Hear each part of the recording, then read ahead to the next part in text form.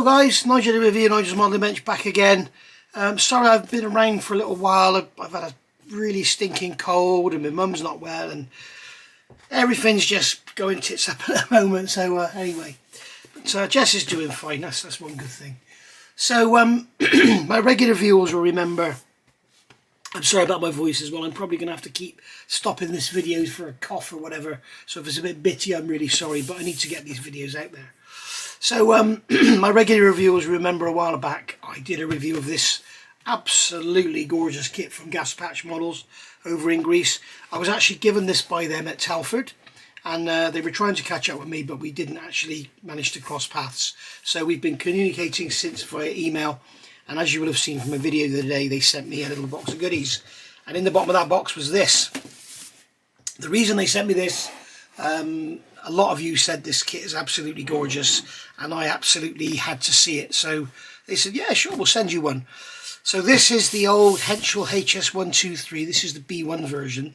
This was originally developed as a dive bomber. I couldn't believe my ears when I heard, well, I couldn't believe my eyes when I read that.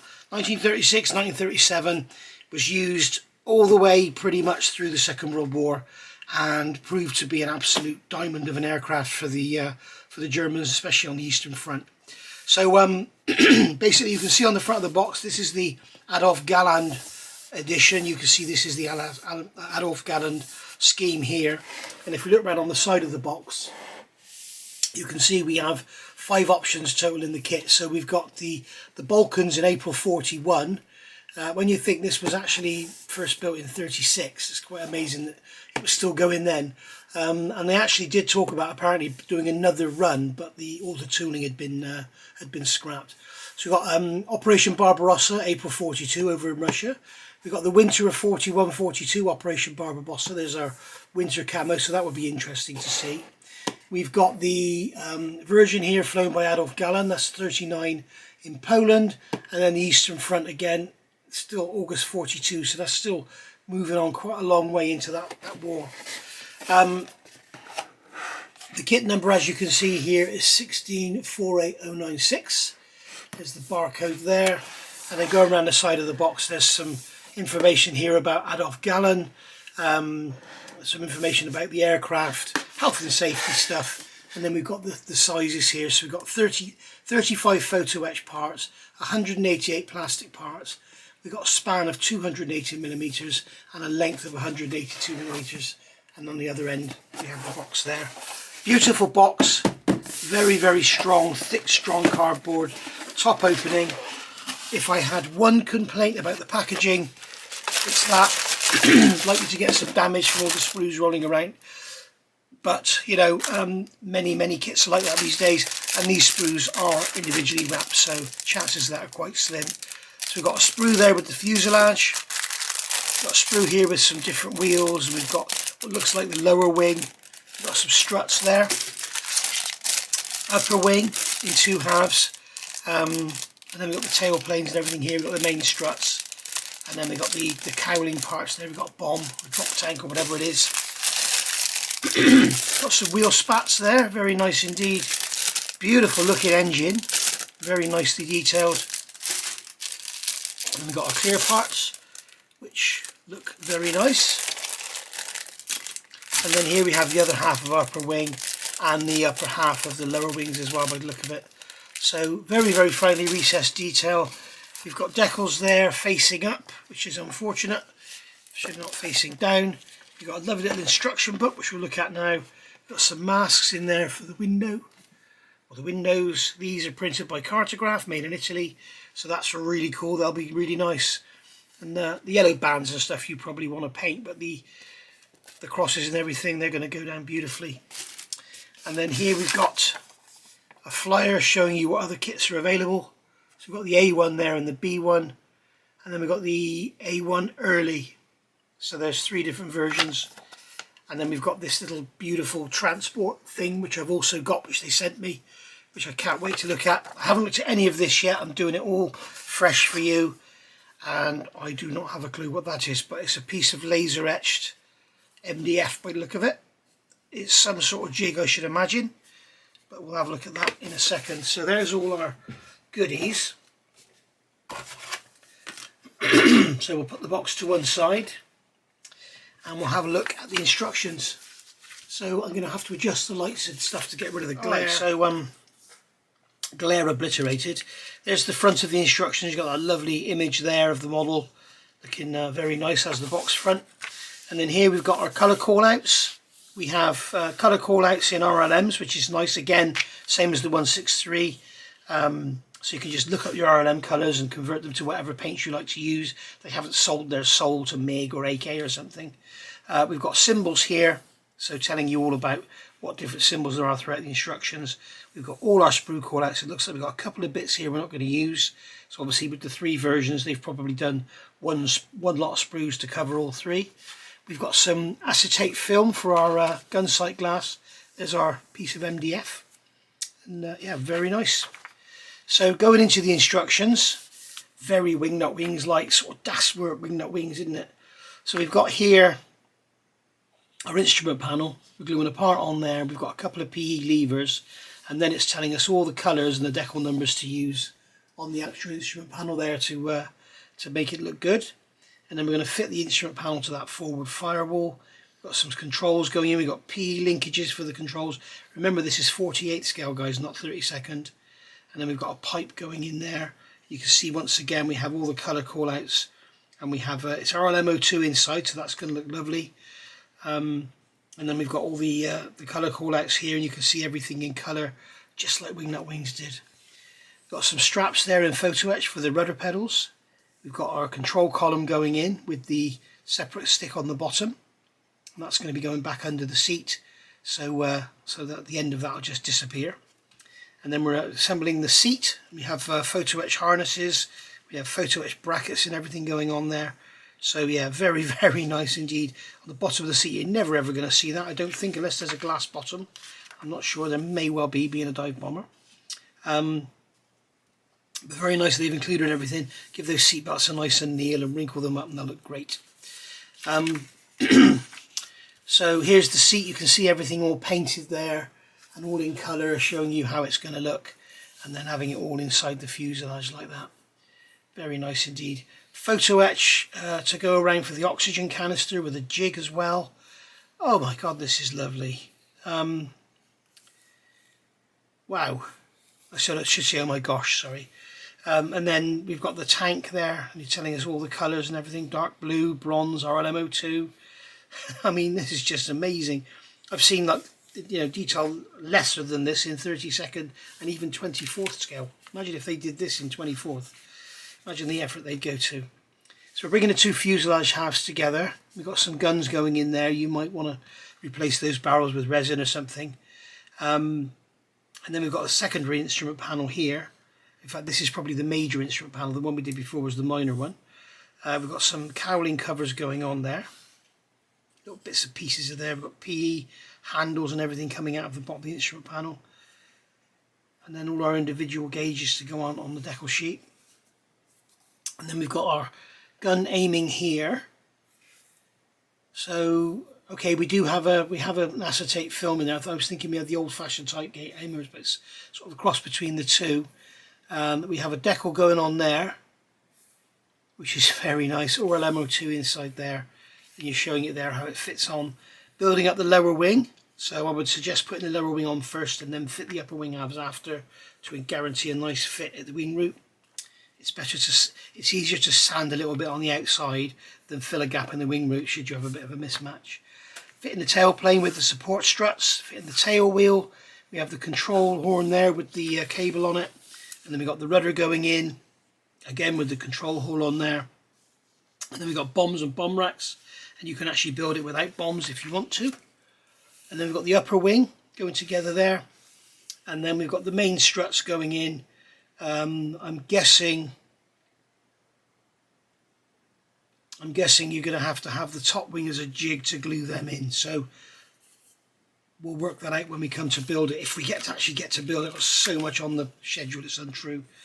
And then we're going to build up the undercarriage, and that's what that wooden jig's for, is to support the model so the wheels sit in those cutouts. That's amazing. I haven't seen us build the undercarriage yet. Okay, so we're building the undercarriage here, so they're giving you a sort of They're telling you use carton jig for better wheel alignment. They've actually given you a wooden one, so maybe they changed it from cardboard to wood or something. So this is how you're going to align the gap with the central panel lines. So you've got a gap there, and then you're going to stand the wheels in those little slots and glue them into the wings and let it all dry nice and solid.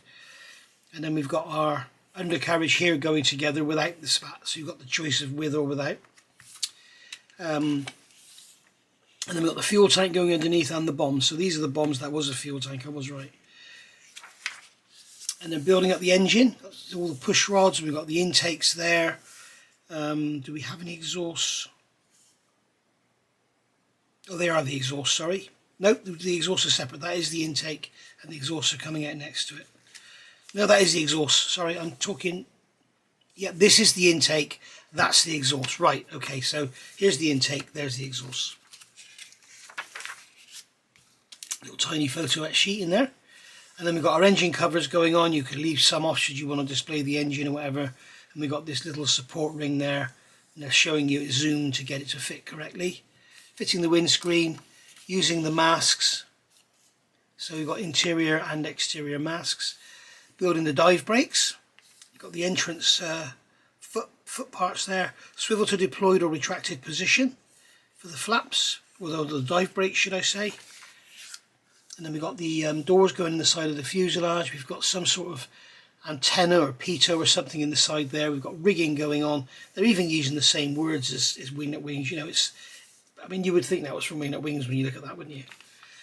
And then they're showing you here an anchoring plan. So if you wanted to display it tied down, I've never seen that on a kit before. So if you want to display it tied down, you can. It's very, very thoughtful of them. And then here we've got our colour options. So number 1, April 41, Operation Marita. Number 2 is very similar, with a darker green by the look of it. And that is 1942, Operation Barbarossa. And then we're going to have the winter camo one, so you can basically do that and then paint it like that. And then here we've got the Adolf Gannon scheme, which is very interesting looking with all the different colours and everything there. And then finally we've got the Eastern Front, August 42. So once again, a beautiful set of instructions. Other companies should take note. Not mentioning any names, but you know who I'm talking about. There's a little photo etch frets. You can see we've got some grills up here, little brackets for the seats, seat belts, and lots of other little bits and pieces, little handles for the instrument panel there and everything. So that's very nice indeed. And you've got the acetate sheet in there for your gun sight glass. We have clear parts, so we can have a look and see just how clear these are. If I can get the bag open. They are very nice indeed. It's only a tiny little windscreen, so it doesn't really matter, but put them away. We've got those in a Ziploc bag so we can put them back for protection. Stop them getting scratched. It's always a good thing. Then we have here our piece of wood. This is our little piece of 3. Is it card? It feels like MDF. It may be a very dense card, but it's a nice material. But you can see the wheels are going to sit in there. That gap there, well, that slot there is going to line up with the centre line of the fuselage. Sorry, that line there, that slot there is for that. So that slot there is going in that slot there. And then that tab's going in there, that tab's going in there. So that line there has got to line up on the seam line of your fuselage. So, how many people think of stuff like that? Usually you've got to buy that as an aftermarket thing. So, very nice indeed. I'm not going to get the decals out because they'll never go back in properly. We can see here we've got separate instrument panels, instrument dials there. We've got all our fuel filler gauges and everything there. And then we've got stencils. I noticed we had some stencils inside the cockpit as well. And you've got the 2-piece swastikas there.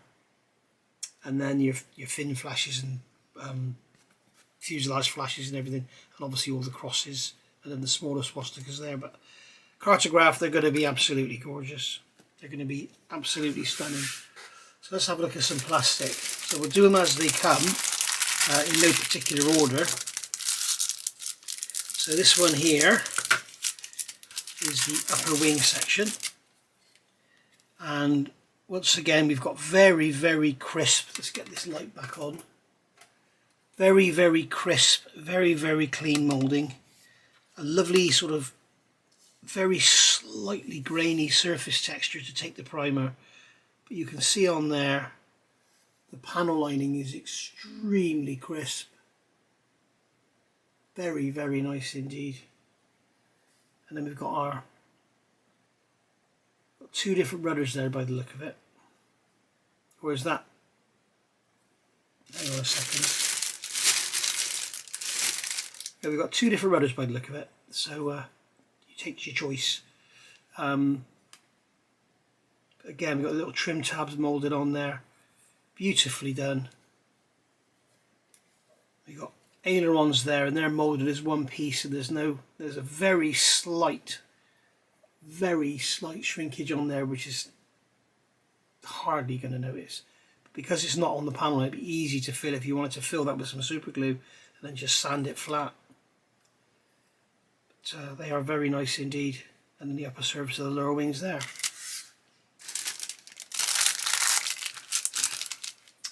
Very nice indeed.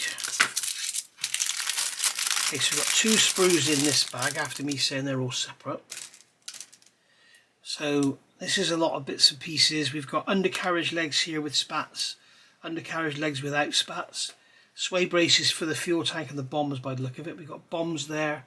They're moulded as one piece, which is a nice touch. And then you've got the fins going on the back separately there. Some sort of pipe. There, we've got the control column there. And then we have bomb sway braces, which are all lovely moulded. They're actually slide moulded, so you've got detail on in 3 dimensions or in 2 dimensions. More bomb sway braces there. There's your mud guards going inside the spats. Don't recall what that was. That's the support there for the engine cowling, and that's going to be the firewall there, the engine mounting ring. You can see the moulding is really clean and precise, and the detail is beautiful. And then this one here, you can see we've got oil on there, so make sure these sprues are washed. We have a propeller there with lots of pitch. Beautifully moulded propeller. And then we've got some bulkheads here, and you can see the detail is exquisite on there. Really, really nice. Intakes. There's the engine there, moulded as one piece. Some lovely cooling fin detail. Beautifully done. Little bits and pieces for the cockpit there, some levers and stuff. But, yes, very, very nice indeed. The plastic looks very nice to use as well. It looks like it's not brittle or anything. I can't see any stress sparks where it's come out of the tool. So here we are with the this is the lower surface of the lower wing. We've got the raised ribbing there. I'm sure this would have been fabric. Maybe it was fabric underneath and the sheet metal on the top. Oh, this is the underside of the upper wing, sorry. I'll have to do some research. I'm not sure if this would have been fabric or aluminium. But it's funny, they've got panel lines. The upper half of the wing has panel lines, and the lower half looks like ribbing for fabric. Maybe it was metal on the top, fabric on the bottom. Let me know in the comments below if you know. We've got all the exhaust pieces here moulded separately. The central gearbox there for the engine, reduction gears, and then we've got the main supports there for the wings. Tailplanes, they're in halves. The drop tank is in, or the tank is in halves. And we've got the cowling for the engine. We've got some raised detail on there. Some nice raised rivet detail. And we've got those machine guns there, which, as I say, you might want to replace with some resin. I'm not sure how much of them is going to be seen. And we've got a little tail wheel there. So we've got a spatted tail wheel moulded as one. And then we've got an unspatted tail wheel with its leg there. So yeah.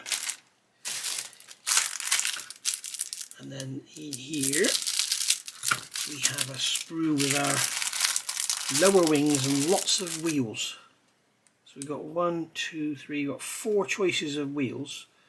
So these are, maybe they're for spatted and unspatted. They look like they've got some sort of little mud guard on them there. We've got some more supports to that. We've got that secondary instrument panel there. And then here we have the lower wing. Hang on a minute, is this... This must be 2 different versions of lower wing. Did they say in the instructions that one of these lower wings was not required? Look at the sprue callouts. No, they're both required. So obviously you've got to choose which one you want to do. But there's spatted and unspatted, I'm guessing. I'm guessing this is the unspatted one and that's the spatted. But beautifully crisply done, haven't they? Very nicely done. The wheels, the tyres have no lettering on them, but they do have the moulding, the tread, you know, sort of cross-ply tread. But yeah, it's gorgeous. And then finally, we come to the what some may consider the main sprue, because it's got the fuselage halves on it. And we have the fuselage halves. We have raised riveting there. I've noticed there's no recess riveting anywhere. We have some panelling on there. It's all very clean. Interior cockpit detail, which is nice. No ejector pin marks in the cockpit. You can see the detail there, those hatches. It's all beautifully done. Very, very nice indeed. Raised rivet detail on the sides there. Raised rivet detail around the bottom. It's not slide moulded, so you won't have raised rivet detail going all the way around. But yeah, very, very nice. Tiny little thing as well. Of course, it's only 48th, and I'm used to 32nd. So there we go, guys. That has been a quick review of this beautiful kit from Gaspatch Models. That's the Henschel HS 123 B.1. Something I forgot to show you is on the back of the box. They give you a historical brief with lots of information, and there's some talk about the kit as well. So if I hold that there, if I turn this light off, it may be easier to see. Yeah. So if I hold that there, okay, and you can freeze, you can read that, and then when you get to the end, you can start the film up again, and I'll do that so you can read the bit at the bottom. Or if I hold it slightly further away, you can probably read the whole lot. And for the short-sighted among you, there you go.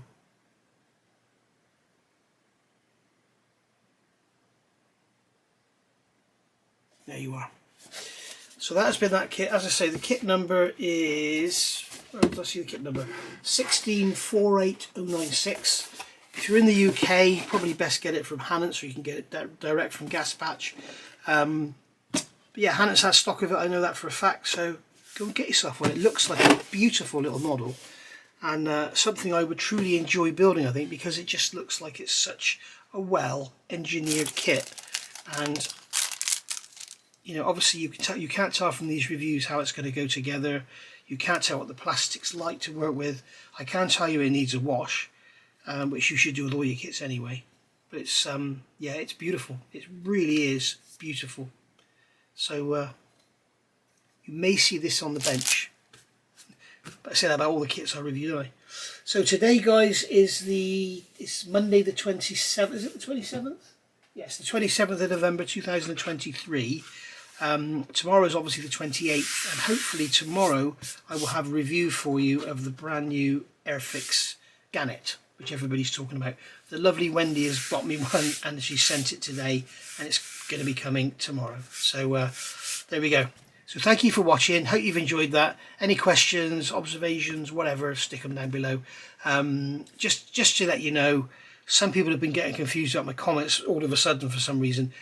For over a year now, my comments are all held for review. So when you put your comment in, you won't see it there straight away. I review it. Certain people have instant access because I know they're not going to write anything stupid. But if somebody wants to be offensive, you don't have to read it. I can just delete it. It never appears on the channel. So that's why I do that. So thank you for watching, and I'll see you all soon. Bye for now.